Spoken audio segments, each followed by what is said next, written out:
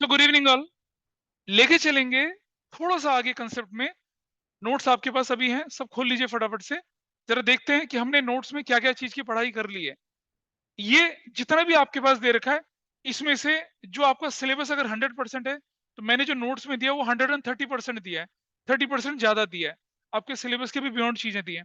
एक बड़ी चीज का ध्यान रखना, जब भी कभी आप इंटर्नशिप के इंटरव्यूज के लिए जाएंगे 12th के बाद, डोंट वरी आ जाएगी, इंटर्नशिप के इंटरव्यूज के लिए जब कभी जाएंगे, इस शीट को पढ़ के जाना, and you will be able to answer most of the questions. चलिए, मैं ऑनलाइन पे उस शीट को ओपन कर रहा हूं, आप लोगों के पास ऑलरेडी है ये अवेलेबल।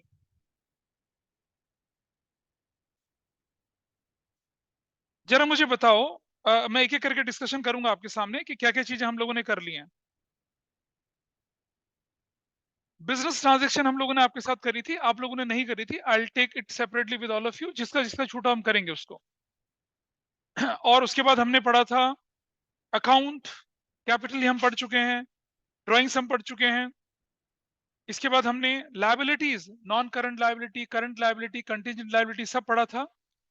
और ऑपरेटिंग साइकिल के बारे में पढ़ा था, एसेट्स के बारे में पढ़ा था, टेंजिबल एसेट्स, इंटेंजिबल एसेट्स के बारे में पढ़ा था। और पिछली क्लास में मैंने आपको टेंजिबल एसेट्स अगर होती हैं तो उस पर डिप्रिसिएशन लगता है, इंटेंजिबल एसेट्स होती हैं तो क्या लगता है, अमोर्टाइजेशन होता है, और अगर वेस्टिंग एसेट्स होती हैं तो क्या होता है, डिप्लीशन होता है।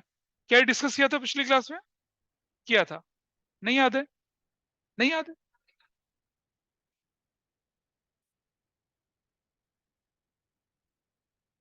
उसमें सिर्फ लॉसेस होते हैं। एक और चीज होती है जिसके बाद डिस्कशन अभी करूंगा आपके सामने। हाँ, नहीं नहीं, अरे छोड़, फॉर्मूला ज्यादा पढ़ लिख गया लड़का ये, अभी नहीं, रुक जाओ। उसके बाद हमने रेसिप्ट्स क्या होती है उसके बारे में डिस्कशन किया था। हमने राजू लाल अंडे वाले का एग्जांपल लिया था, और हमने किसी के जीजा जी का भी एग्जांपल लिया था। किसके जीजा जी थे वो? अश्मित के जीजा जी। अच्छा हाँ, अश्मित के जीजा जी का एग्जांपल लिया था। हमने ये एग्जांपल भी लिया था। और हमने सीखा था कि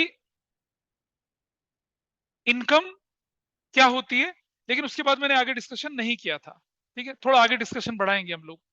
अच्छा सुनो, जब आपको कोई बंदा बोलता है मेरी इनकम इतनी है, मेरी इनकम ज्यादा, मेरी इनकम कम है, तो क्या चीज होती है इनकम, जरा जानने की कोशिश करते हैं पहले। ठीक है, तो आज मैं डिस्कस करूंगा आपके सामने इनकम क्या होता है, जानने की कोशिश करेंगे प्रॉफिट क्या होता है, जानने की कोशिश करेंगे गेन क्या होता है। नोट्स में जो लिखा है वो आपको पढ़ना है, मैं आपको अंडरस्टैंडिंग एंड डेवलप कराऊंगा। ठीक है, तो चलिए बताओ भाई, हम रेवेन्यू किसको बोलेंगे? ए रुक जाओ, उनको बोलने दो। रेवेन्यू, जो जो हमें मिलेगा, whatever money is inflowing into our business, उसको हम क्या बोलते हैं, रेवेन्यू बोलते हैं। ठीक है जी, जरा समझें। हमने पिछली बार एक एग्जांपल लिया था एक ऐसे बंदे का जो शाम को अंडे ऑमलेट बेचता था और दिन में प्रॉपर्टी डीलिंग करता था, ऐसा करता था। तो अंडे बेचकर वो क्या करता था, पैसा कमाता था, वो तो रोज का काम हो गया उसका। तो उसकी कोर रेवेन्यू जनरेटिंग एक्टिविटी क्या थी? अंडे बनाना, ऑमलेट बनाना और उसकी रेसिपीज बेचना। और कभी कभी वो प्लॉट बेच देता था, कोई लैंड वैंड वो बेच देता था, वो कहलाती थी हमारी क्या, अदर इनकम बोलते थे उसको, या कैपिटल रिसिप्ट बोलते थे। ठीक है, चलिए सबसे पहले मैं लेके चल रहा हूं आपके सामने रेवेन्यू। आपके बिजनेस में जो भी मनी का इनफ्लो होगा, आपके बिजनेस में जो भी मनी का इनफ्लो होगा उसे हम क्या बोलेंगे, रेवेन्यू बोलेंगे। वो कुछ भी हो सकता है, वो रेगुलर इनकम भी हो सकती है, प्लॉट बेच के भी आ सकता है, रेंटल इनकम भी हो सकती है, इंटरेस्ट इनकम भी हो सकती है, दैट कुड बी एनीथिंग। जितना पैसा आया उसको बोला रेवेन्यू। ठीक है जी। और उस रेवेन्यू को अर्न करने के लिए कुछ खर्चा भी तो करना पड़ेगा ना। अब वो अंडे बनाने वाले का खर्चा क्या होगा, मसाले का खर्चा, गैस का खर्चा, मक्खन का खर्चा, ब्रेड का खर्चा, है ना। ठीक है, और वो जो उसने अपने चिंटू मिंटू रखे हुए उनकी salary, that is what, expense. तो समझिए बेटा, रेवेन्यू एक चीज होती है और एक्सपेंस दूसरी चीज होती है। अब जरा समझिए, अगर मैं लिखता हूं revenue minus expenses, revenue minus expenses, तो ये बनता है क्या हमारे लिए, इनकम बनता है। आपके इनफ्लो में से आपके आउटफ्लो माइनस कर देंगे तो क्या बन जाएगा वो, इनकम बन जाएगा। हाँ जी बेटा, प्रॉफिट नहीं हुआ। प्रॉफिट कैसे होता है मैं बताता हूं। इस तरफ आइए। आपका जो रेवेन्यू होता है वो दो तरह से होता है। Revenue from core activities, revenue from core activities and revenue from non core activities. अरे बता रहे हैं ना, रुक जाओ, अभी पहले पूरा करने दो मुझे। रिसिप्ट तो यही है। कोर एक्टिविटीज मतलब जैसे मान लिया आपका गारमेंट का बिजनेस है, गारमेंट को बेचकर जो आपने पैसा लिया, ठीक है, वो आपका क्या हो गया, कोर एक्टिविटी का रेवेन्यू। लेकिन आपने कंप्यूटर बेच दिया, आपने अलमारी बेच दी, आपने अपने शोरूम को बेच दिया, उससे पैसा आया जो क्या कहलाएगा, वो नॉन कोर एक्टिविटीज का। तो ये जो पैसा होता है रेवेन्यू, इसको कहते हैं रेवेन्यू रिसिप्ट्स और इसको कहते हैं कैपिटल रिसिप्ट्स। ठीक है, किसने पूछा था क्वेश्चन? हाँ, गॉट इट। अब जरा समझो भाई। अब हमारे एक्सपेंसेस जो होते हैं ना, एक्सपेंसेस, ये भी दो तरह के होते हैं। एक on core activities, on core activities और ऑन नॉन कोर एक्टिविटीज। तो जो खर्चा आपका कोर एक्टिविटीज पे आपकी पैसा आया, एक्सपेंस हुआ, जैसे मान लो गारमेंट बनाने के लिए कपड़ा खरीदा, बटन खरीदे, सीविंग का लेबर दिया, इलेक्ट्रिसिटी का खर्चा दिया, ये कौन से एक्सपेंसेस है, कोर एक्टिविटीज के। और मान लो प्लॉट को बेचते समय लॉस हो गया, या प्लॉट को बेचने में रजिस्ट्री करवाई, ठीक है, या कुछ ब्राइब व्राइब देनी पड़ी उसको अथॉरिटीज वालों को, और वैसा करके वो जितने भी खर्चे होते हैं वो नॉन कोर के एक्सपेंसेस कहलाते हैं। ठीक है, अच्छा जरा समझना, कोर एक्टिविटी की इनकम को क्या मैं नॉन कोर एक्टिविटी के एक्सपेंस के साथ मैच करूंगा? Will it be right match? नहीं ना। किसके साथ मैच करेंगे?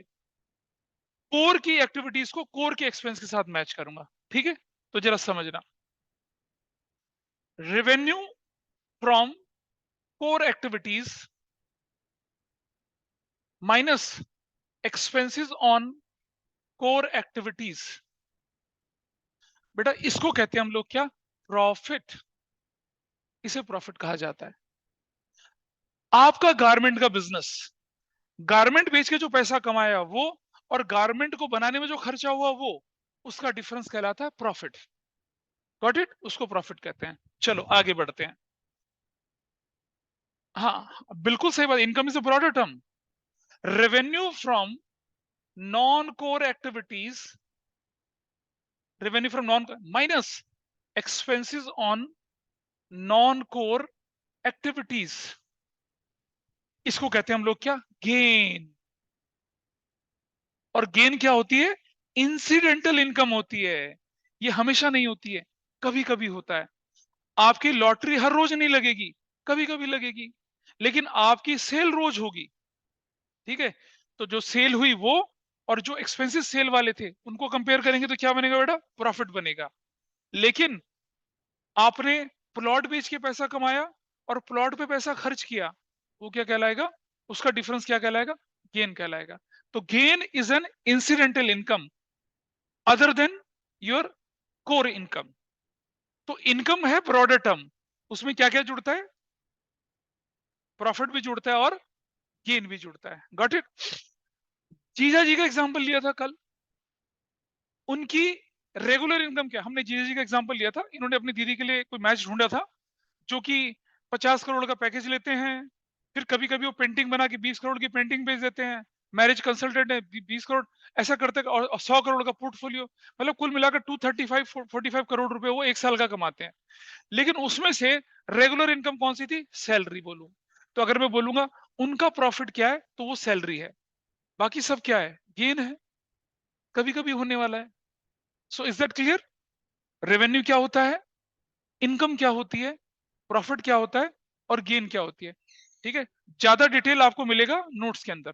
ठीक है, बाकी आप नोट्स में पढ़ेंगे तो आपको क्लैरिटी, एग्जाम में मैं तो आपको अंडरस्टैंडिंग दे रहा हूं, एग्जाम में जैसे नोट्स में लिखा उस तरह से लिखेंगे। ठीक है, so I have given you understanding कि ये क्या होता है। तो हमने सीखा रेवेन्यू, प्रॉफिट और गेन। कोई डाउट किसी को ऑनलाइन ऑफलाइन में? रेवेन्यू प्रॉफिट और, रेवेन्यू प्रॉफिट और कैपिटल प्रॉफिट, वो मैं बाद में बताऊंगा, अभी नहीं, अभी थोड़ा सा होल्ड कर लीजिए। पीछे सीनियर्स, काम हाथ से कर रहे हो, मुंह से नहीं कर रहे हो।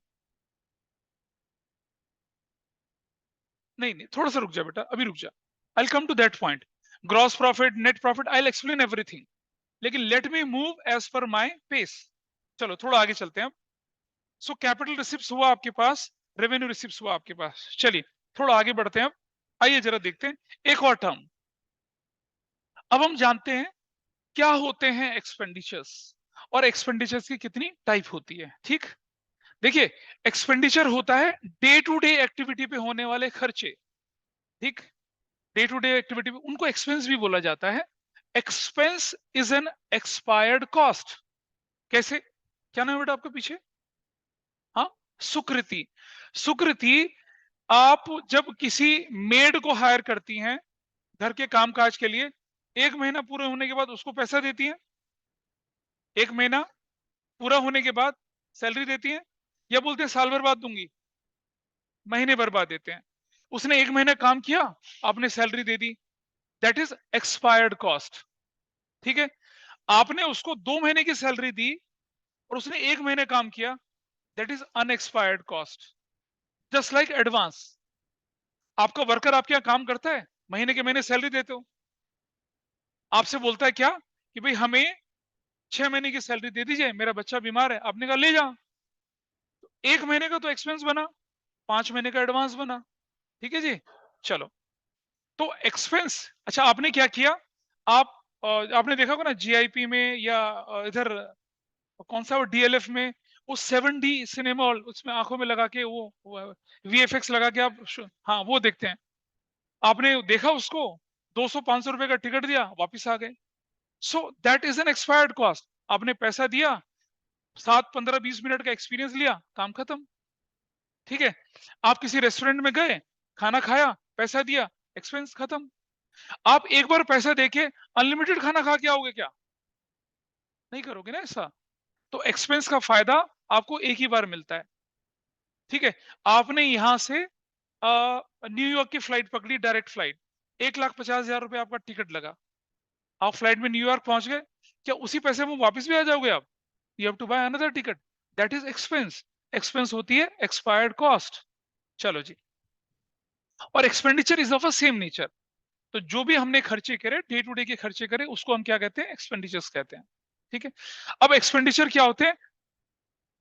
मोटे मोटे तौर पे दो तरह के होते हैं। Revenue expenditure, day to day के खर्चे, आप गारमेंट का बिजनेस चलाते हैं, आप कपड़ा खरीदेंगे, रॉ मटेरियल बन जाएगा आपके लिए, वो आपके लिए क्या है? एक्सपेंडिचर है। आप सैलरी पे करेंगे, बिजली का बिल पे करेंगे, धागे के पैसे देंगे, बटन खरीदेंगे, एसेसरीज खरीदेंगे, ये सब क्या आपके लिए? एक्सपेंडिचर। इसे कहते हैं रेवेन्यू एक्सपेंडिचर। इससे हमारी सेल्स बढ़ती है।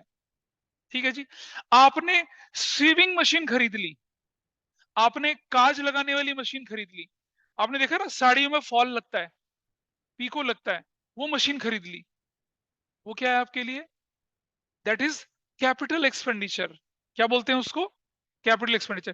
कैपिटल का मतलब कैपिटल से नहीं पे किया आपने, मतलब आप एसेट्स को खरीद रहे हैं, और जब आप एसेट्स को खरीदते हैं उस एक्सपेंडिचर को बोला जाता है कैपिटल एक्सपेंडिचर। ठीक है, आपने अलमीरा खरीद ली अपने कपड़ों के डिस्प्ले के लिए, रैक्स खरीद लिए, आपने कंप्यूटर खरीद लिया बिलिंग के लिए, आपने प्रिंटर खरीद लिया, देखा ना प्रिंटर से प्रिंट बिल देते वाला पैसा खरीद लिया, ये सब क्या कहलाएंगे? आपके कैपिटल एक्सपेंडिचर कहलाएंगे। Got it? Revenue expenditure day to day के खर्चे, कैपिटल एक्सपेंडिचर बड़ा खर्चा, एक बार होगा, आपकी एसेट्स बन जाएगी। आपने शोरूम खरीद लिया, वो आपके लिए कौन सा एक्सपेंडिचर है? रेवेन्यू एक्सपेंडिचर है। ठीक है, आपने शोरूम में व्हाइट वॉश करवा दिया, दैट इज व्हाट? नहीं बेटा, रेवेन्यू एक्सपेंडिचर है। आप अपने घर की बिल्डिंग पर व्हाइट वॉश कराएंगे, घर की वैल्यू बढ़ जाएगी, मेंटेनेंस होती है ना बेटा, वो तो उसको रेवेन्यू एक्सपेंडिचर बोलते हैं। हाँ जी, क्या क्वेश्चन था आपका, बताइए।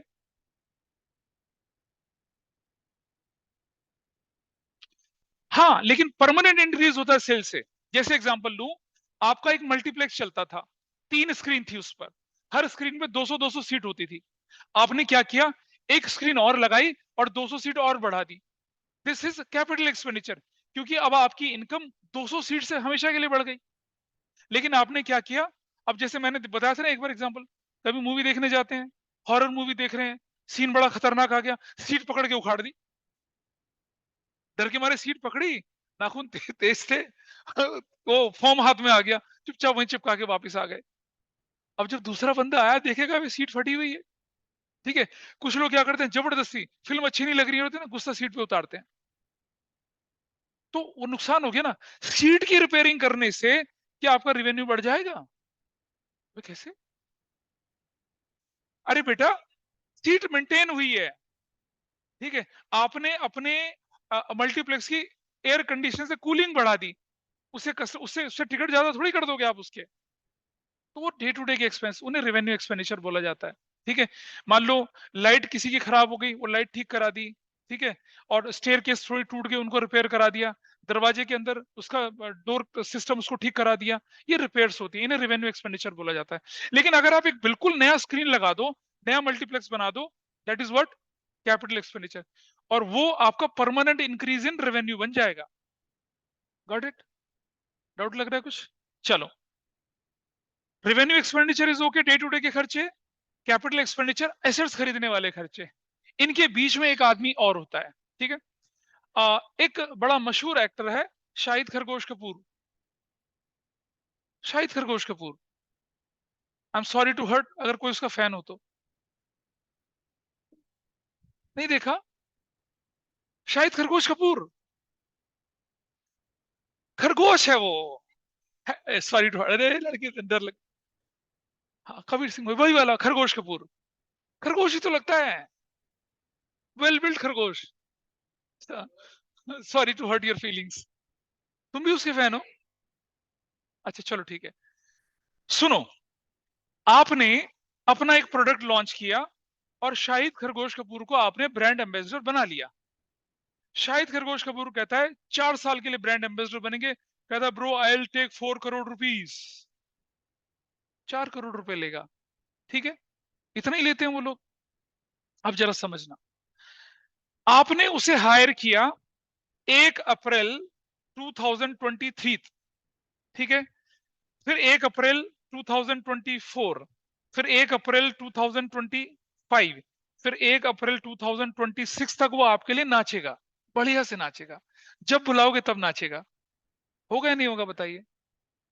आपने कहा 4 करोड़ रुपया, 4 साल तक आप क्या है, हमारे कॉन्ट्रैक्ट में है। अगर आप कॉन्ट्रैक्ट वायलेट करेंगे तो देन यू हैव टू पे अस कंपनसेशन। वो ऐसा नहीं करते हैं। क्या वो पैसा आपसे इंस्टॉलमेंट में लेंगे, एक बार में ले लेंगे? भाई साहब एक बार में ले लेते हैं, बिल्कुल। फिल्म स्टार सारा पैसा एक साथ लेते हैं, कभी नहीं लेते इंस्टॉलमेंट में। पता चला फिल्म बंद हो गई तुम्हारी तब। So they charge the money advance, you paid advance, ठीक है। अच्छा सुनो, जनरली जब हम एडवर्टाइज करते हैं ना, तो उसका बेनिफिट हमें 1 साल मिलता है। And advertisement is a revenue expenditure. क्या है? Revenue expenditure. इन भाई साहब को हमने 4 करोड़ दे दिए, इनको हम आने वाले 4 साल तक नचाएंगे। तो क्या ये जो 4 करोड़ हमने खर्च किया, उसका बेनिफिट हमें एक ही साल में मिलेगा या आने वाले 3 साल में और मिलेगा? आने वाले 3 साल में और मिलेगा। तो बेटा समझना, you paid 4 crore at this date, ठीक है। 4 करोड़ आपने इस डेट पे दिया। Out of this 4 crore, how much is your expense for first year? Only 1 crore. और 3 करोड़ आपके लिए क्या है? डेफर्ड रेवेन्यू एक्सपेंडिचर है। क्या है? Deferred revenue expenditure. मतलब वो रेवेन्यू एक्सपेंडिचर जिसका बेनिफिट डेफर हो गया फ्यूचर के लिए। कितने साल के लिए? 3 साल के लिए, ठीक है जी। तो 1 करोड़ आपके प्रॉफिट एंड लॉस में जाएगा, एक्सपेंस बनेगा, एक्सपेंडिचर बनेगा। और 3 करोड़ रुपया आप कहां ले जाएंगे? एसेट साइड में ले जाएंगे, क्योंकि उसकी बेनिफिट आपको आने वाले 3 साल तक मिलेंगे, ठीक है। और इसको नाम देते हैं फिक्टिशियस एसेट्स। क्या बोलते हैं इसको? Fictitious assets. क्या वो 3 करोड़ रुपया रियल सेंस में आपकी एसेट्स है? बिल्कुल नहीं है, ठीक है। कल को शाहिद खरगोश कपूर कहते हैं मैं जा रहा हूं कनाडा, वापस नहीं आऊंगा। गए 3 करोड़ रुपए आपके, तो है ना। तो you will not be able to recover that money. लेकिन वो कॉन्टेक्ट से बंधा हुआ है, तो आपके लिए वो डांस करेगा, 3 साल तक वो नाचेगा आपके लिए। अच्छा, अब देखिए, तो यहां इस साल में 1 करोड़ इज व्हाट? एक्सपेंडिचर। और 3 करोड़ इज व्हाट? क्या? Deferred revenue expenditure. क्लियर है? अगला साल आ गया, 1 करोड़ क्या है? एक्सपेंडिचर। और 2 करोड़ क्या हो गया आपके लिए? Deferred revenue expenditure. Is that fine? फिर अगला साल 1 करोड़ क्या हो गया आपके लिए? एक्सपेंडिचर। और 1 करोड़ क्या हो गया आपके लिए? Deferred revenue expenditure. Okay with everybody? कैसे नहीं कर पाएगा? पैसे लिए उसने। फिर उसको 1 साल और एक्स्ट्रा काम करना पड़ेगा आपके लिए। हाँ, जनरली जनरली अकाउंटिंग में क्या होता है, उसको आपने अगर 4 करोड़ दिया तो 1 साल में 1 करोड़ एक्सपायर हो गया, वो बन गया expense. 3 crore revenue expenditure, deferred revenue expenditure है। अगर देखो, अगर बीमार बीमार कुछ हो गया तो उसके लिए आप क्लॉज रखते हैं कॉन्ट्रैक्ट में, फिर उस क्लॉज के हिसाब से चीजें चलती हैं।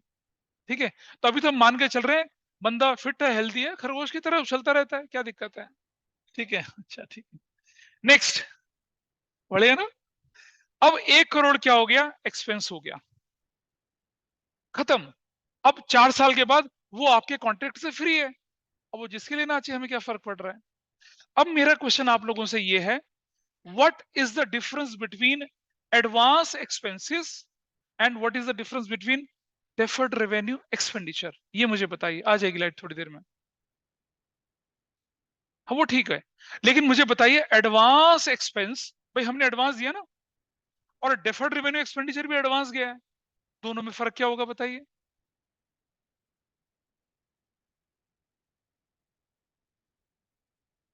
नहीं नहीं नहीं नहीं नहीं नहीं, बता अंजलि क्या होगा? सोहान बोलेंगे कुछ? एडवांस, हाँ ट्राई, बिल्कुल ट्राई करना है भाई। ओ बहुत समझदार है। चलो मैं एग्जांपल लेता हूँ जैसे, ठीक है? एग्जांपल लेते हैं, एग्जांपल लेते हैं। नहीं नहीं नहीं नहीं नहीं नहीं नहीं। हाँ उसका एग्जांपल लेते हैं, उसका आज उसका एग्जांपल लेते हैं। ठीक है? इन भाई साहब ने बीकॉम ऑनर्स एसआरसीसी से करी, आईआईएम अहमदाबाद से एमबीए करा, MI Massachusetts institute of technology से क्या करा? पीएचडी कर ली, वर्ल्ड बैंक में एडवाइजर लगे। He is the most hot eligible bachelor in the country. ठीक है? अच्छा तुम्हारा नाम लेना था, कोई बात, कभी कभी उनको भी मौका आने दो। ठीक है जी? अब हुआ क्या कि इनका इनकी इनका मतलब जो शादी वादी का प्रोग्राम जो हुआ था, ये डच लड़की के साथ हो गया। ठीक है? इन्होंने क्या करा? शादी के रंगीन सपने बुने, और टाइम था एंगेजमेंट और शादी के बीच में टाइम पीरियड। इन्होंने क्या करा, मतलब फ्लैट खरीद लिया, ठीक है, फर्नीचर खरीद लिया, सब कुछ खरीद लिया, और फर्नीचर के लिए करीब करीब 50 लाख रुपए का एडवांस दे दिया। ठीक है? 50 लाख का एडवांस दे दिया 3 महीने पहले। Everything is ready. अचानक फोन आता है, bro I am not interested. Dutch लड़की बोलती है, खत्म, टूट गई सगाई। ठीक है जी? अब सोचो क्या होगा? इसने जो 50 लाख रुपए एडवांस दिया था, कहेगा भैया सगाई वगाई टूट गए, सपने फूट गए, घर तो बिकेगा नहीं, मेरा पैसा वापस कर। क्या दुकानदार वापस करेगा पैसा? इसीलिए समझदार लोग कैंसिलेशन क्लॉज लगाते हैं जब मोटी रकम देते हैं तो। आप एयर टिकट 3 महीने पहले कैंसिल कराओगे तो 75% मिल जाएगा वापस। जिस दिन फ्लाइट में चढ़ रहे हो, जाओ हम नहीं जाते तुम्हारे जहाज में, पैसे वापस करो। ऐसा थोड़ी होता है। They will not return anything. Time frame होता है ना, you will get money back. तो क्या होगा कि अब एडवांस इन्होंने दिया, वो जो सप्लायर था, वो 2 4 5 लाख काट के, I am fully sympathising you, बता मेरे पास भी एक कुड़ी है ना, ऐसा करके ये कहेगा नहीं नहीं अब नहीं। ठीक है? दिल टूट गया बेचारे का। तो अब क्या करेंगे, वो पैसा इसे वापस मिल जाएगा। लेकिन शाहिद खरगोश कपूर को बोलो हमारा बिजनेस बंद हो रहा है, हम तो ये नहीं चाहते, पैसा वापस गए, पागल तेरा पैसा क्यों वापस करूं मैं? He will not return the money. You know what is the reason? He has given you dates. आपने देखा ना, फिल्म स्टार डेट देते हैं, वो क्यों नहीं वापस करे? कर सकता है ना वापस। वो आपको डेट दे चुका है 2024 में भी, 25 में भी, 26 में भी, कि इस दिन मैं आपके यहाँ पर आके नाचूंगा, और डेट दे चुका है।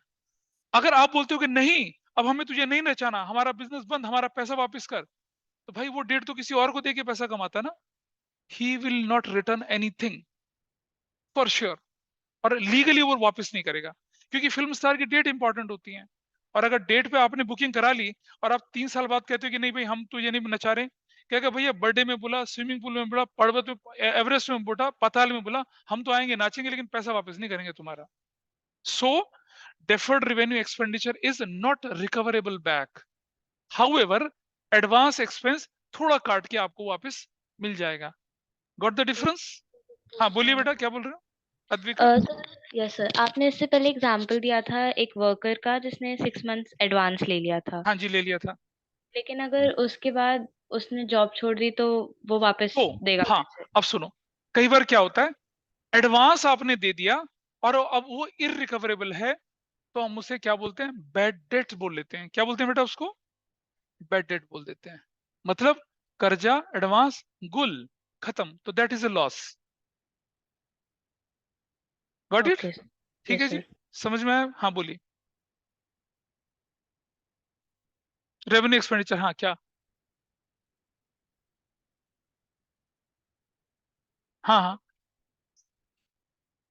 नहीं सुनो, आपने बोला किसी एडवर्टीजमेंट फर्म को हमारे लिए 4 साल तक वह एड बनाएंगे और 4 करोड़ रुपए ले लीजिए, तो दैट इज, देखो डेफर्ड रेवेन्यू एक्सपेंडिचर की डेफिनेशन क्या होती है? Any revenue expenditure whose benefit is to be received more than one financial year, उसे डेफर्ड रेवेन्यू एक्सपेंडिचर बोलते हैं। अब वो फिल्म स्टार को दिया हुआ पैसा हो गया, वो एडवर्टीजमेंट का खर्चा हो गया, या कोई ऐसा खर्चा, ऐसा रेवेन्यू एक्सपेंडिचर, जैसे मान लो आपने किसी को बोला कि भाई हमारा सिनेमा हॉल है, इसकी 4 साल की मेंटेनेंस का राइट हम तुझे दे देते हैं, एएमसी दे दी उसको और एडवांस दे दी, 5 लाख रुपए एडवांस दे दिया 5 साल के लिए, that is also what, deferred revenue expenditure. नहीं, एडवांस पेमेंट नहीं कहलाएगी, क्योंकि आपने एडवांस दे दिया उसको पैसा, अब वो 5 साल तक आपके यहाँ पर मेंटेनेंस वेंटेनेंस करके जाएगा।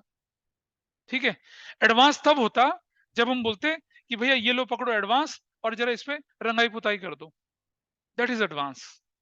और वो सिर्फ 1 ही साल के लिए होता है, आपने उसको पैसा दिया, उसने व्हाइट वॉश किया, वो अपने घर, आप अपने घर, लेकिन वो 5 साल के लिए आपको कॉन्ट्रैक्ट में बोल रहा है कि आने वाले 5 साल तक मैं आपके आपके आपके सिनेमा हॉल की मेंटेनेंस करूंगा, वो सब करूंगा, वो सब करूंगा, उस तरह से।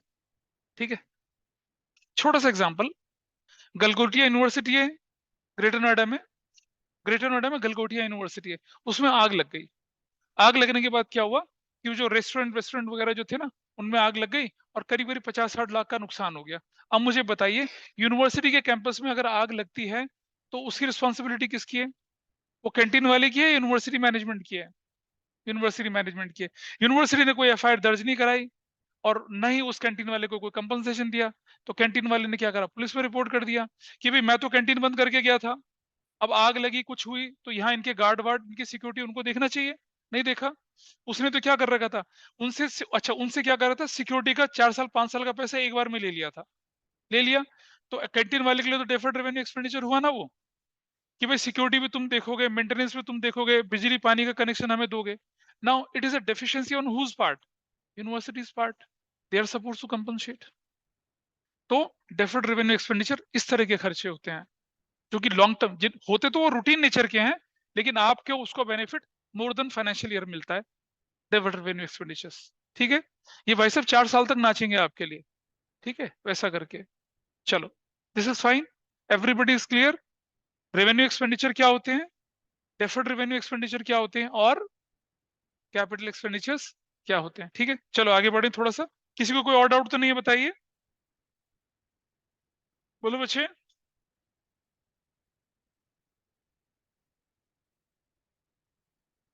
चलो, अब रेवेन्यू एक्सपेंडिचर और एक्सपेंसेस सेम होता है, अपने नोट्स को देखिएगा, पेज नंबर 5 पे चलिए,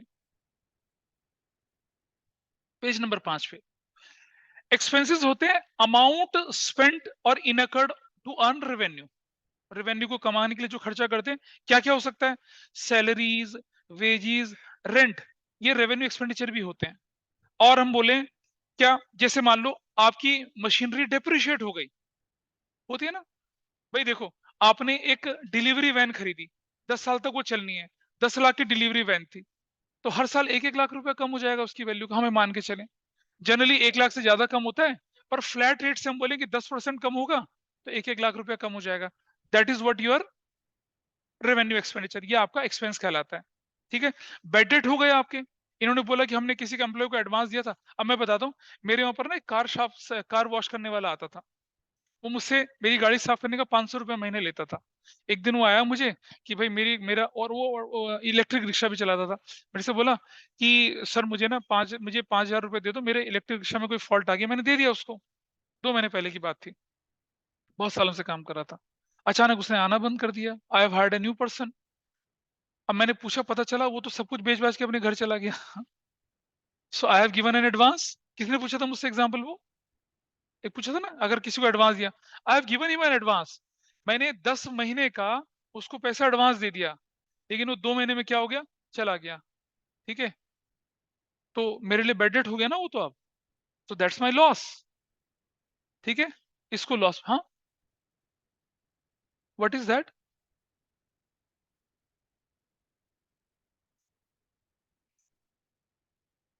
हाँ, देखो, कभी भी कोई व्यक्ति बोलता है ना आपको कि हम 2 महीने में दुगना, 4 महीने में दुगना, बहुत बड़ा फेक है। कुछ कोई नहीं कर सकता, बड़ा से बड़ा इन्वेस्टर भी 4 दुगना चौगना नहीं कर सकता है। That require lots of understanding, learning and devotion towards the cause of work. तो जो ये इनको कहते हैं पॉन्जी स्कीम्स, क्या कहते हैं इसको? PONZI, पॉन्जी स्कीम्स बोला जाता है। क्या बोले? हाँ, वैसे भी करते हैं। ठीक है, चलो। अब एक्सपेंसेस जो होते हैं वो दो तरह के, एक हो गया क्या, हमने बोला क्या, एक्सपेंसेस को हम कैसे बोलते हैं? प्रीपेड एक्सपेंसेस भी बोलते हैं। प्रीपेड का मतलब हमने क्या कर दिया, पे कर दिया। ठीक है, प्रीपेड एक्सपेंसेस। अच्छा सुनो, अगर हमने रेंट पे करना था, जैसे मान लो मैं इस प्रॉपर्टी, मुझे यहाँ का रेंट पे करना था, ठीक है, मैं रेंट इस प्रॉपर्टी में रह गया 1 महीने और फिर मैंने रेंट पे किया, दैट इज माई एक्सपेंस। लेकिन अगर मैंने 6 महीने का रेंट एडवांस पे कर दिया, दैट इज एडवांस रेंट। तो मेरे लिए एसेट बन गई, एसेट हो गया, क्योंकि उसका बेनिफिट हमें, डेफर्ड रेवेन्यू नहीं है, एडवांस रेंट है। और अगर मैंने रेंट का टाइम निकल गया और मैंने रेंट पे नहीं किया, तो क्या बन जाएगा? Outstanding rent. तो that is what your liability. तो अगर एक्सपेंस प्रीपेड है तो क्या कहलाता है? एसेट्स। और अगर एक्सपेंस आउटस्टैंडिंग है तो क्या कहलाता है? लायबिलिटीज। क्लियर रहेगा? एक्सपेंस आपको मालूम है, एडवांस मालूम है मुझे। 2 मिनट बोल के आधे घंटे में आओगे।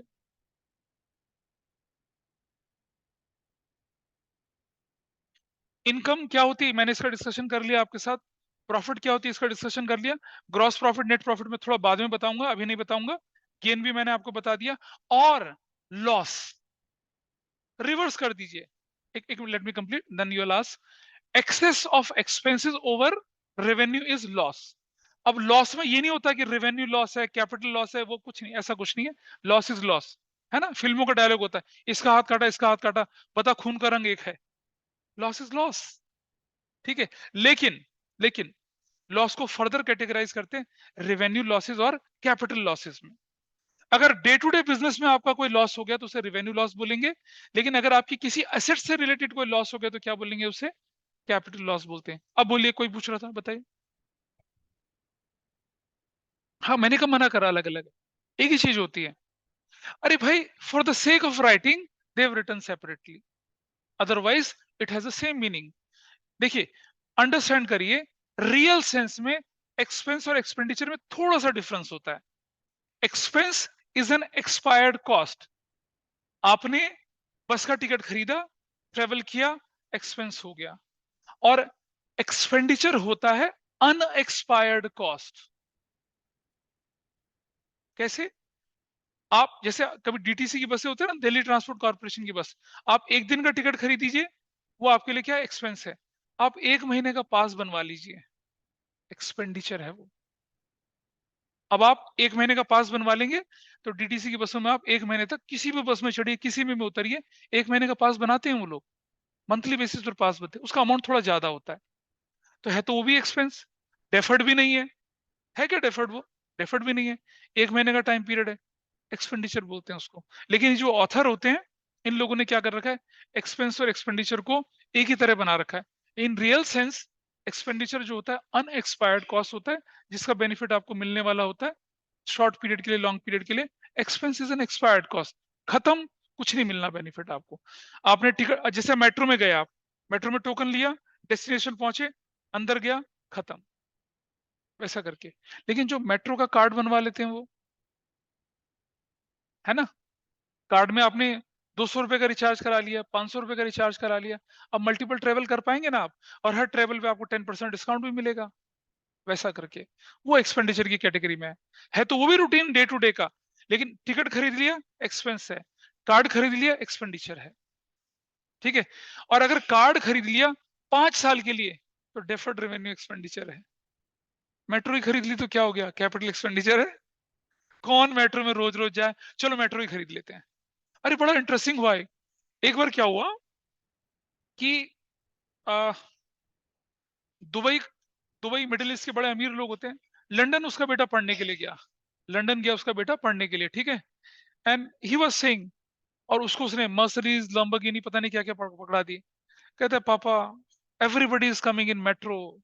अच्छा बेटा ये है, शेख ने मेट्रो ही खरीद ली। कह रहे ले बेटा तेरा, वो तो ये बोल रहा था कि पापा I want to come in a metro, मैं गाड़ी में जा जाके थक चुका हूँ, वो भाई ने मेट्रो का एक पूरा डब्बा ही खरीद लिया उसके लिए, ये तेरे लिए है, ठीक है। तो मेट्रो का डब्बा खरीदना कौन सा एक्सपेंडिचर हुआ, कैपिटल एक्सपेंडिचर। जा पुत्र जी ले अपनी जिंदगी, पूरी महफिल लेके जा, है ना, सलमा को भी ले जा, बलमा को भी ले जा मेट्रो में, ऐसा करके। चलो आगे चलते हैं थोड़ा सा। परचेजेस और परचेजेस रिटर्न हम पिछली क्लास में डिस्कस कर चुके थे, सेल्स और सेल्स रिटर्न डिस्कस कर चुके थे, रेवेन्यू अभी आपके सामने डिस्कस किया। रेवेन्यू देखो, एक फर्क समझना, revenue is what, operating non operating सारी इनकम को रेवेन्यू बोलते हैं। बेटा रेवेन्यू फ्रॉम ऑपरेशन किसको बोलेंगे आप, inflow of money from core revenue generating activities.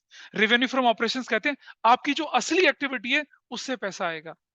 Revenue is a broader term, उसमें ऑपरेटिंग नॉन ऑपरेटिंग सब आ जाएगा। मतलब आपकी सैलरी, आपका बिजनेस प्रोफेशन का जैसे मैं बताता हूँ आपको, I am a teacher, Noida में एक छोटा सा स्कूल है, मैं वहां पढ़ाता हूँ, एमईटी इंटरनेशनल स्कूल, ठीक है, छोटा स्कूल वहां पढ़ाता हूँ। कोई बात नहीं। तो मुझे जो सैलरी मिलती है, ठीक है, वो क्या हुई, वो मेरी कोर एक्टिविटी हुई, ठीक है। और जो मैं पार्ट टाइम क्लासेस वगैरह लेके चलता हूँ वो मेरी नॉन कोर हुई, क्योंकि ट्यूशन है नहीं है, बच्चे कम है ज्यादा है, बट सैलरी तो फिक्स है मेरी, ठीक है। तो एक मेरी हुई कोर एक्टिविटी से इनकम और एक हुई नॉन कोर एक्टिविटी। अच्छा उसके अलावा मान लो अगर मैं शेयर में ट्रेडिंग करके भी पैसा कमाता हूँ सपोज, तो वो मेरी नॉन कोर एक्टिविटीज हुई। मैं फुल टाइम ट्रेडर थोड़ा ही हूँ, नॉन कोर एक्टिविटीज हुई।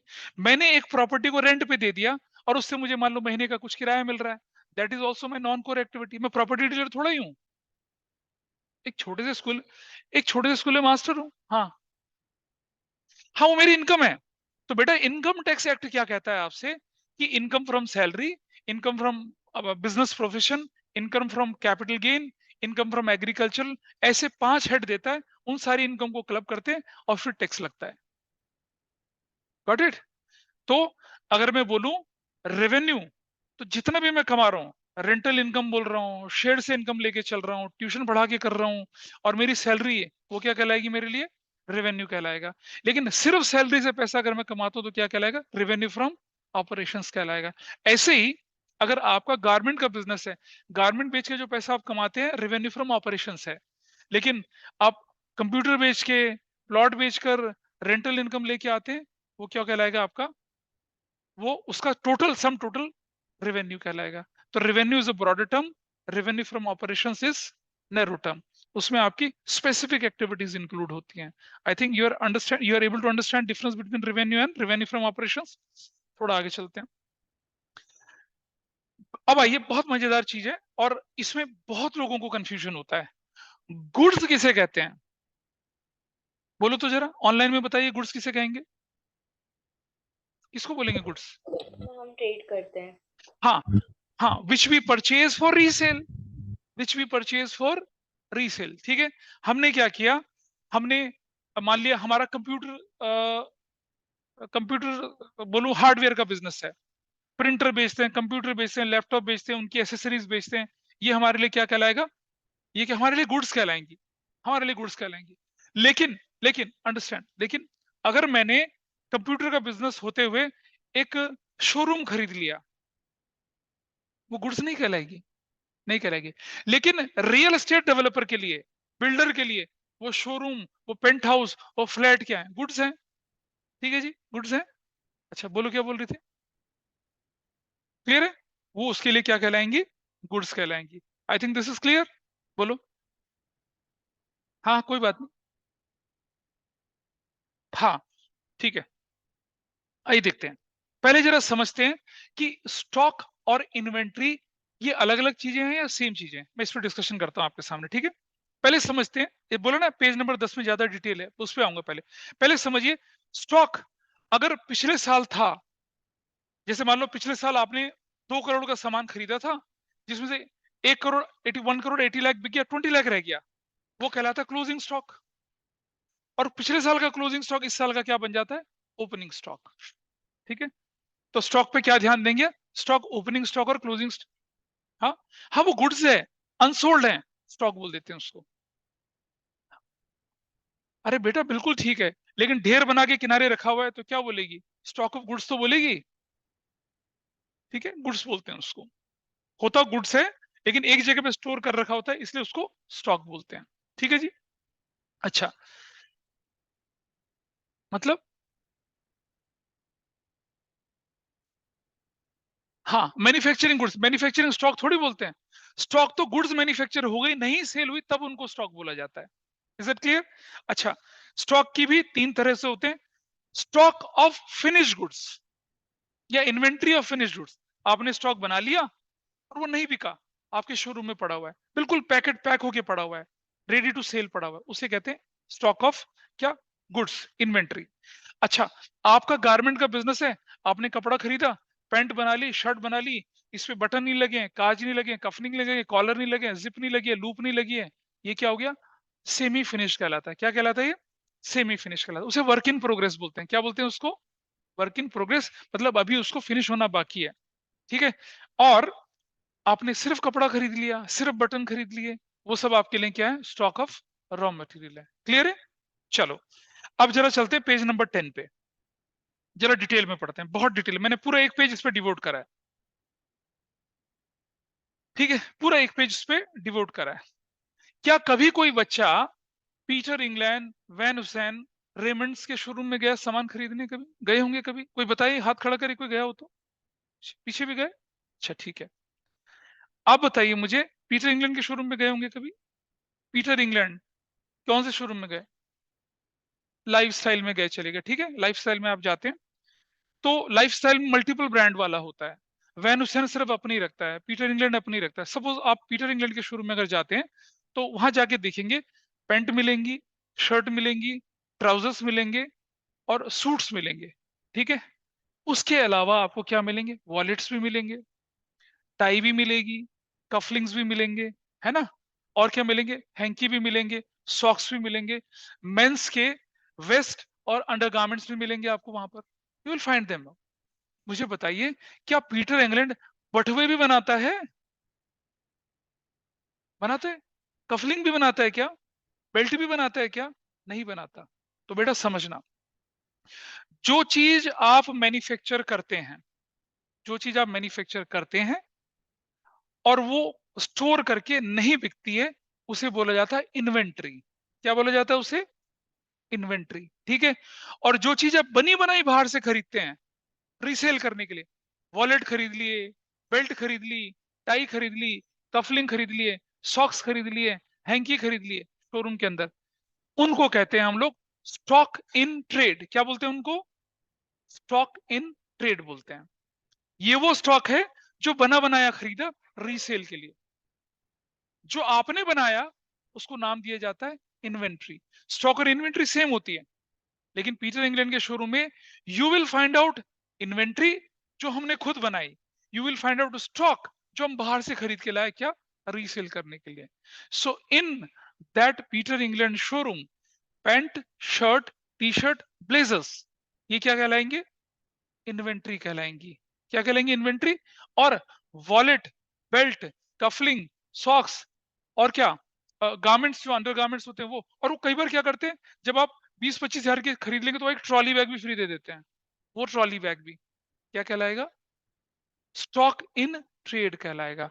तो बेटा, स्टॉक और इन्वेंट्री सेम होता है। स्टॉक इन ट्रेड थोड़ा अलग होता है। I hope you are able to understand that. थोड़ा और आगे पढ़ते हैं जरा। Stock includes value of those goods which are purchased for reselling and which are lying unsold at the accounting period. ये दो तरह का होता है, ओपनिंग स्टॉक और क्लोजिंग स्टॉक, अभी हम पढ़ चुके थे इसको। अच्छा, इन्वेंट्री होता है in case of a manufacturer, it can be opening and closing inventory. अब स्टॉक और इन्वेंट्री देखो, इन्वेंट्री ऑफ रॉ मटेरियल मतलब कपड़ा आपके पास पड़ा हुआ है, inventory of work in progress semi prepared form में पड़ा हुआ है, ठीक है, और इन्वेंट्री ऑफ फिनिश गुड्स मतलब आपकी pant shirt ready to sell है, ये इन्वेंट्री हो गया, ठीक है। अच्छा, अब जरा समझें, ये आपके सिलेबस के बाहर है थोड़ी चीजें, लेकिन मैं फिर भी अपने बच्चों को सीबीएसई से एक लेवल ऊपर रखता हूँ, स्कूल में नहीं बताएंगे आप लोगों को। और स्टॉक और इन्वेंट्री का डिफरेंस बहुत सारे टीचर्स में नहीं बताएंगे। मुझे इस डॉक्यूमेंट को तैयार करने में बहुत टाइम लगा था, क्योंकि जनरली स्टॉक और इन्वेंट्री तो सेम ही होती है, but I think you are able to differentiate between that. लेकिन अगर आपने सीख लिया तो अपने टीचर से फिर युद्ध नहीं करेंगे चल के कि आपको नहीं पता हमें नहीं पता, नहीं। विद्या ददाति विनयम, है ना, education gives you modesty. Argument नहीं करेंगे, you are knowledgeable, that's the strength of yours. अगर मुझे कैलकुलेशन करनी है क्लोजिंग इन्वेंट्री की, भाई क्लोजिंग इन्वेंट्री मतलब मैंने जो चीजें मैन्युफैक्चर करी है उसको मैं क्लोजिंग के अंदर क्या क्या चीज इंक्लूड करूंगा, आइए जरा समझते हैं। क्या चीज को मैं इन्वेंट्री के अंदर इंक्लूड नहीं करूंगा? मैंने 50,000 की चीजें, ठीक है, आपको बेची, ठीक है, इनको 50,000 की चीजें बेची। इन्होंने कहा सर आप इसे अपने पास रख लीजिए, मैं 4 दिन बाद ले जाऊंगी। क्या वो गुड्स मेरी हैं? क्या वो स्टॉक मेरा है? नो, वो इनका है, ठीक है। Can I consider that my closing inventory? Of course not, because she paid it to me, that's merely a chance of delivery to her place. इसके पास सभी चीजें नहीं थी। अच्छा, मैं एक एग्जांपल देता हूँ। शॉपिंग जाते हैं ना, शॉपिंग बैग लेके चलते हैं खूब सारे, जब ज्यादा हो जाते हैं तो हम क्या करते हैं, किसी एक दुकानदार के यहाँ रख लेते हैं, भैया वापसी में ले जाएंगे। एक बड़ा मजेदार एग्जांपल बताता हूँ मैं आपको। हम अपने बच्चों को लेके मतलब अभी वन कंपटीशन, मैं अपने बच्चों को लेके 2018 में यूएस गया। फिलाडेल्फिया से न्यूयॉर्क हमें जाना था, फिलाडेल्फिया से न्यूयॉर्क जाना था। और फिलाडेल्फिया और न्यूयॉर्क के बीच में एक जगह पड़ती है टेंजर्स पार्क, जो कि शॉपिंग का पैराडाइज है, स्वर्ग है। वर्ल्ड के मशहूर मशहूर brand, fashion, accessories, Apple, perfumes वगैरह थ्रो अवे प्राइजेस पे मिलते हैं वहां पर, बहुत शानदार थ्रो अवे प्राइजेस पर। हमारा जो वैन ड्राइवर था कोई चाइनीज बंदा था। हमने कहा यहाँ और हमारी गाड़ी ट्रैकिंग पे चल रही थी, तो करीब करीब फिलाडेल्फिया से न्यूयॉर्क जाने में करीब करीब 2.5 घंटा 3 घंटे का टाइम लगना था। हमने चाइनीज ड्राइवर के पास मैं गया, मैंने कहा students want to have some shopping. No no no no no, I will not go. मैंने $100 उसकी जेब में रखे। No, I will not go. मैंने एक $100 और रखा उसकी जेब में, ठीक है। Okay okay okay okay, will wait, will do. चलो भाई साहब, ठीक है जी। डेंजर्स पार्क में गाड़ी पार्क करी, और जनरली शाम को जब हम न्यूयॉर्क मैनहट्टन की तरफ से चलते हैं तो बहुत जबरदस्त ट्रैफिक जाम होता है, 1.5 घंटा 1 घंटे का जाम, ट्रैफिक जाम होता है, ठीक है जी। चलो, चाइनीज भाई साहब को बोला तू पकौड़े शकौड़े खा, ठीक है, और जो भी था। अब हमारे साथ लड़के और लड़कियां क्या कर रहे हैं, शॉपिंग पे निकल गए। लड़कियां हमारी ज्यादा स्मार्ट थी। अच्छा, वहां पता क्या होता है कि वो आपने देखा होगा ना, कोट को कैरी करने वाला बैग होता है इतना बड़ा, वहां ना इतने बड़े बड़े कोट को कैरी करने वाले बैग थे। मतलब जो शॉपिंग के लिए जो होते हैं ना लिफाफे टाइप के, वो इतने बड़े बड़े थे, ठीक है। लड़कियां इतनी इतनी और बैग इतने बड़े बड़े।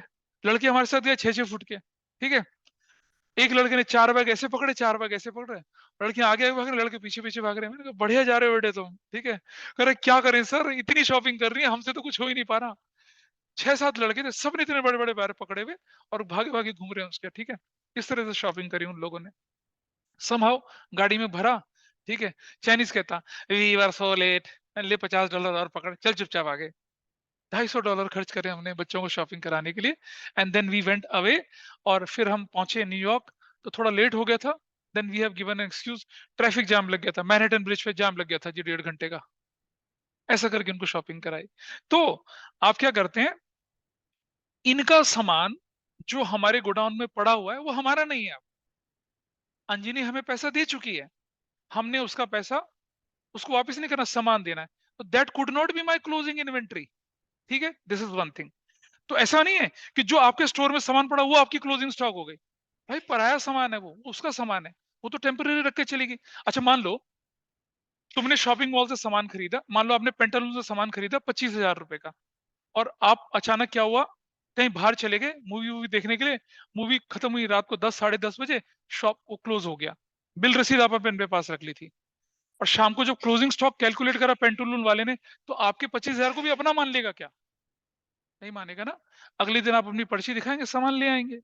ऐसा भी हो जाता है। ठीक है। दूसरा, आपने गुड्स खरीद ली, आपके गोडाउन में आ गई, लेकिन अभी आपने बुक्स ऑफ अकाउंट में नहीं चढ़ाया उसको, तो क्या वो क्लोजिंग स्टॉक का पार्ट बनेगा? नहीं बनेगा। जब तक वो बुक्स ऑफ अकाउंट्स में एंटर नहीं हुआ, वो क्लोजिंग स्टॉक का पार्ट नहीं बनेगा। Got it? तो इसीलिए जब क्लोजिंग इन्वेंट्री की कैलकुलेशन करेंगे, दो चीज का ध्यान रखेंगे।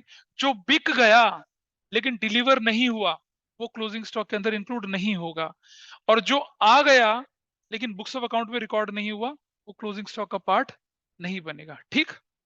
अब जरा देखें कि किसको क्लोजिंग स्टॉक के अंदर इंक्लूड करेंगे। जरा देखिए, हमने एक कस्टमर को बोला कि ये सामान ले जाओ। क्या बोला हमने? Goods sold to customer on returnable basis. जैसे मैं बताता हूं, क्या नाम है बेटा आपका? अर्नव। ठीक है।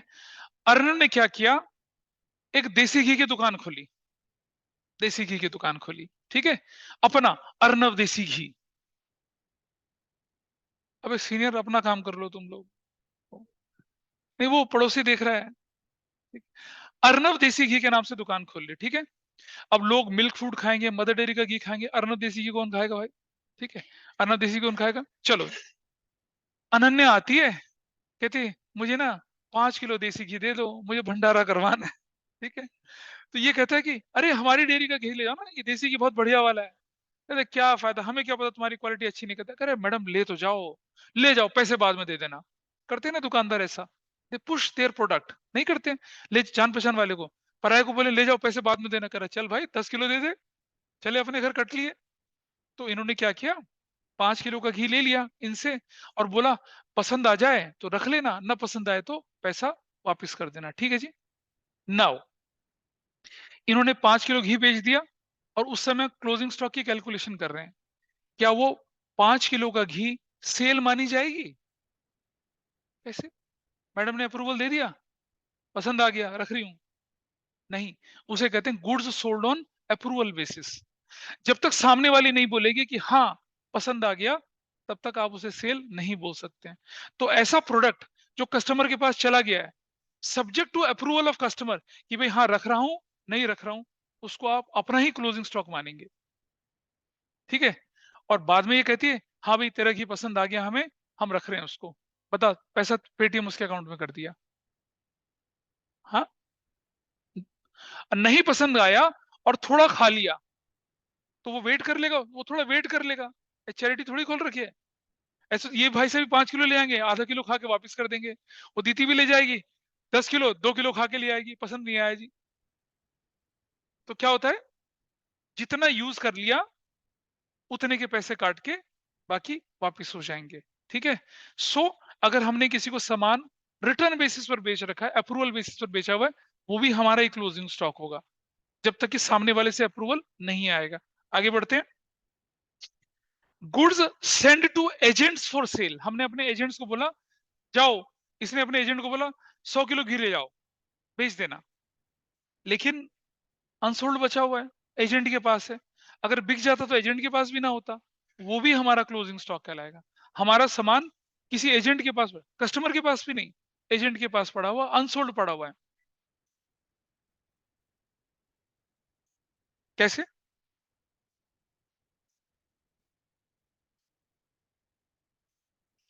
भैया एजेंट जो होते हैं वो कस्टमर नहीं होते हमारे, एजेंट्स हमारे कस्टमर्स नहीं होते हैं। एजेंट को हम बोलते हैं जाओ सामान बेच देना, तुम्हें कमीशन मिलेगा। तो बेटा customer is different, agent is. Customer तो अंजनी ने सामान लिया, पैसा दिया, चली गई। Anjani is not agent.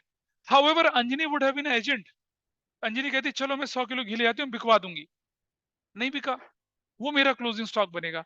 लेकिन ये पैसा ले गई अपने कंजम्पशन के लिए, वो हमारा स्टॉक नहीं होगा। बोलिए, हाथ खड़ा करा। अभी मुझे लगा कुछ पूछ रहा है, सीनियर्स पीछे आवाज कर रहे हैं ज्यादा। चलिए, now can anybody tell me the difference between stock and inventory? बताओ बताओ बताओ। हाँ, स्टॉक इन ट्रेड को स्टॉक की कैटेगरी में लेके स्टॉक और इन्वेंट्री का डिफरेंस बोले।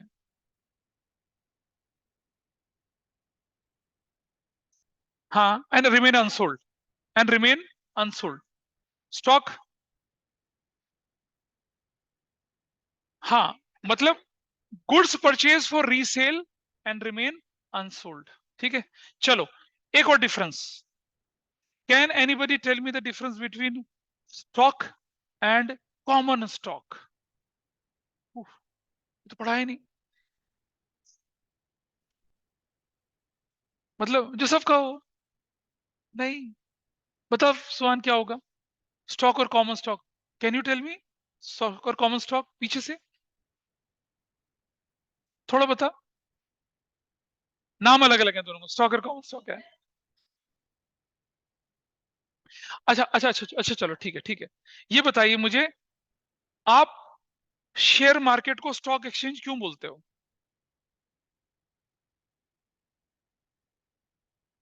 क्यों बोलते हैं? क्योंकि स्टॉक बिकता है, शेयर नहीं बिकता वहां पर।